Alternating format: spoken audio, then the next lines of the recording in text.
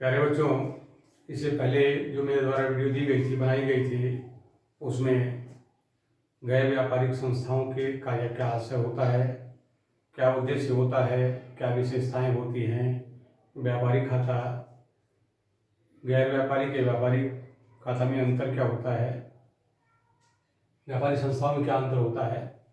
तो हमने लास्ट में बताया था कि गैर व्यापारिक संस्थाएं अपने यहाँ 2 खाता और 1 आर्थिक चिट्ठा बनाती हैं। इसमें हमने बताया था प्राप्ति भुगतान खाता, आय व्यय खाता और आर्थिक चिट्ठा। तो प्राप्ति भुगतान खाता किसे कहते हैं, इसके बारे में आज बताया जाएगा। जब हम फर्स्ट ईयर में जनरल से पोस्टिंग करते थे तो एक रोकड़ बही होता था।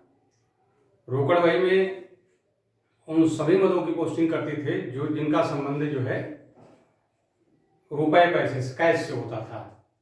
तो उसी प्रकार से गैर व्यापारिक संस्था अपने यहाँ प्राप्ति भुगतान खाता में उन सभी मदों को लिखता है जो पैसे के लेन देन से संबंधित होता है, या अंतर्वाह हो या बहिर्वाह हो। इसमें देखिए आप, प्राप्ति भुगतान खाता का आशय, प्राप्ति भुगतान खाता एक वास्तविक खाता होता है या रोकड़ बही की तरह से होता है। मतलब इसमें इस रोकड़ बही में जैसे बाएं तरफ जो पैसा आता है उधर लिखा जाता है और दाएं तरफ जो पैसा जाता है उधर लिखा जाता है। तो ठीक रोकड़ बही की तरह से होता है। इसमें सभी प्राप्तियों को ऋणी पक्ष में और सभी भुगतानों को धनी पक्ष में लिखा जाता है। चाहे वह प्राप्तियां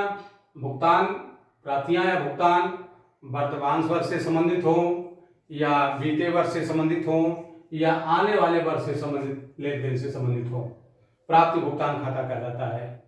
प्राप्तियों को खाते के ऋणी पक्ष में बाएं तरफ लिखा जाता है और भुगतान को खाते के धनी पक्ष में लिखा जाता है। इसका प्रारंभ वर्ष के प्रथम शेष से शुरू होता है और वर्ष के अंतिम शेष पर जाकर के समाप्त हो जाता है। तो इसमें केवल उन्हीं मदों को हम लिखते हैं जिनका आशय या लेन देन पैसे के आने और जाने से होता है। यह खाता क्यों बनाया जाता है? यह खाता इसलिए बनाया जाता है कि यह पता चल सके कि इस वर्ष में कितना कितना पैसा किन किन वर्षों का आया है, किन किन वर्षों का गया है। और दूसरा, इस खाते से, इस प्राप्ति भुगतान खाते से हम आय व्यय खाता और आर्थिक चिट्ठा भी बनाते हैं। प्राप्ति भुगतान खाते का प्रारूप जो होता है इस प्रकार से होता है। प्राप्ति भुगतान खाता वर्ष के अंत में बनाया जाता है तो लिखेंगे 31/12/2019, या फाइनेंशियल ईयर होगा तो 31/3/2019, या कोई और वर्ष होगा तो लिख देंगे। इसमें ऋणी पक्ष बाएं भाग में होता है, धनी पक्ष दाहिने भाग में होता है। और प्राप्तियां इधर विवरण के स्थान पर जो है प्राप्तियां रुपए, भुगतान रुपए लिख दिया जाता है। इसमें सबसे पहले जो पिछले वर्ष का हमारे पास पैसा बचा होता है उसको लिखा जाता है, उसको बाएं तरफ जो है सबसे पहले लिखते हैं। उसके बाद सभी नगद प्राप्तियां जिस जिस वर्ष से हमें प्राप्त हुई है उनको बाएं तरफ लिख दिया जाता है। और जिस जिस मद में पैसे का भुगतान किया गया हो, पैसा दिया गया हो, उसको दाहिनी तरफ लिखते हैं। लिखने के बाद दोनों का जो अंतर होता है उसे शेष निकालते हैं, अंतिम शेष योग करते हैं। एक इधर का टोटल ज्यादा, मतलब बाएं पक्ष का टोटल अगर ज्यादा है, ऋणी पक्ष का टोटल ज्यादा है, प्राप्ति भुगतान पक्ष का टोटल ज्यादा है, तो इधर का टोटल जो है कम है तो शेष आगे ले गए, इसका अंतर जो होगा वो शेष आएगा। यही शेष जब अगले वर्ष ले जाएंगे तो यहाँ जैसे इस वर्ष लाए यहाँ आ जाएगा।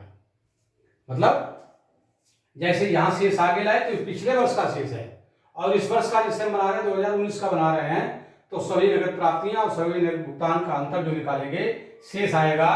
तो जब 2020 का खाता तैयार करेंगे तो यही शेष यहाँ आ जाएगा। यहाँ जब 20 का तैयार करेंगे तो ये वाला शेष जो पिछले वर्ष का लास्ट होगा या इस वर्ष का जो लास्ट होगा अगले वर्ष जाएगा, या पिछले वर्ष का जो लास्ट शेष आया था इस वर्ष आएगा। इस तरह से हमने देखा कि प्राप्ति भुगतान खाते का आशय क्या होता है। एक वास्तविक खाता है, रोकड़ बही की भांति होता है, या इसमें ऋणी पक्ष में प्राप्तियों को लिखा जाता है, दाहिने पक्ष में जो है भुगतान को लिखा जाता है। या इस भुगतान में और प्राप्ति में क्या विशेषता क्या होती है, चाहे इस वर्ष की प्राप्ति हो, चाहे अगले वर्ष की प्राप्ति हो, चाहे पिछले वर्ष की प्राप्ति, जिस किसी भी वर्ष का पैसा मिला हो उसको प्राप्ति पक्ष में रख देते हैं, और जिस किसी भी मद के लिए या जिस किसी भी व्यवहार के लिए अगले वर्ष का पैसा, आने वाले वर्ष का पैसा, वर्तमान वर्ष का पैसा दिया गया हो उसको दाहिने पक्ष में लिखा जाता है। इसके बाद ये क्यों बनाया जाता है, या इसलिए यह खाता इसलिए बनाया जाता है कि रोकड़ वही से संबंधित लेन देन की जानकारी प्राप्त हो सके, रखी जा सके। और दूसरा उद्देश्य होता है इस खाते के बाद में, प्राप्ति भुगतान खाते के बाद में आय व्यय खाते बनाने के लिए इसे बनाया जाता है, और आर्थिक चिट्ठा बनाने के लिए इसे बनाया जाता है। अब इसकी विशेषताएं क्या होंगी, इस खाते की कौन कौन सी विशेषताएं हैं? इस खाते की विशेषताएं, इस खाते की विशेषताएं कौन कौन सी होंगी? नंबर 1, यह एक वास्तविक खाता है। यह प्राप्ति भुगतान खाता एक वास्तविक खाता होता है। कौन सा खाता होता है? वास्तविक खाता होता है। नंबर 1 पर यह वास्तविक खाता होता है।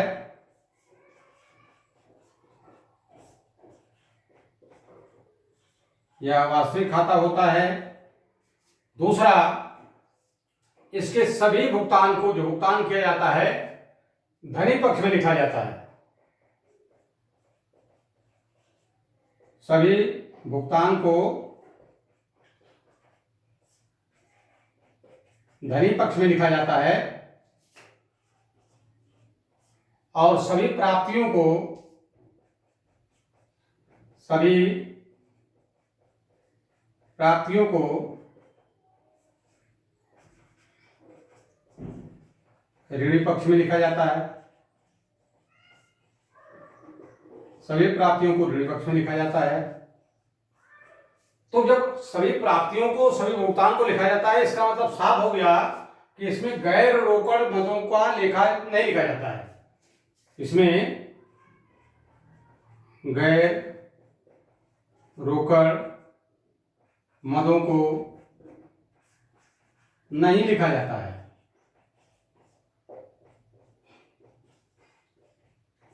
इसमें गैर रोकड़ मदों को नहीं लिखा जाता है। इसके बाद एक हो गया वास्तविक, देखिए वास्तविक खाता है, ऋणी पक्ष में क्या लिखा जाता है? प्राप्तियों को लिखा जाता है, भुगतान को धनी पक्ष में लिखा जाता है। इसमें सभी वर्षों के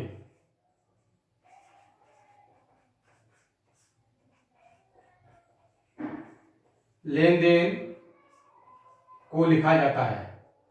सभी वर्षों का लेन देन का मतलब जो जिसका संबंध इस वर्ष से है वो भी लिखा जाएगा प्राप्ति पक्ष में, जो आएगा प्राप्ति पक्ष में, जो जाएगा भुगतान पक्ष में।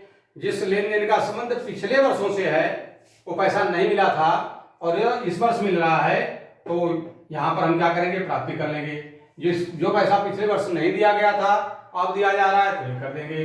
जो आने वर्ष का पैसा जो पहले भुगतान हो गया वो जो है पहले प्राप्त कर लेंगे, इस वर्ष लिखा जाएगा। जिसका भुगतान हमें अगले वर्ष करना है, अभी कर दिया, तो उसी जो भुगतान पक्ष में लिखा, अर्थात उन सभी मदों का जिसका संबंध वर्तमान, पास्ट और भूत से है, मतलब आने वाले वर्ष से, वर्तमान से और भविष्य से है, उसको हम इस खाते में लिखते हैं। और इसका प्रारंभ कहाँ से होता है? इसकी विशेषता है प्रारंभ इसका कहाँ से होता है? शेष, प्रारंभिक शेष से होता है। और अंत कहाँ पे होता है? अंतिम शेष से इसका अंत हो जाता है। अंतिम शेष से अंत हो जाता है। तो ये रहा प्राप्ति भुगतान खाता किसे कहते हैं, इसके उद्देश्य क्या है, इसकी विशेषताएं क्या है। विशेषताएं इसे लिखा हुआ है, सब मिल जाएगा इसमें देखेंगे तो। जैसे प्राप्ति भुगतान खाता एक ऐसा वास्तविक खाता होता है जो रोकड़ वही की तरफ से होता है, तो वास्तविक खाता हो गया इसका नंबर 1 पहले। दूसरा, इसमें उन सभी प्राप्तियों को ऋणी पक्ष में लिखा जाता है, ये ऋणी पक्ष में लिखा। तीसरा, उन सभी भुगतानों को खाता के धनी पक्ष में लिखा जाता है।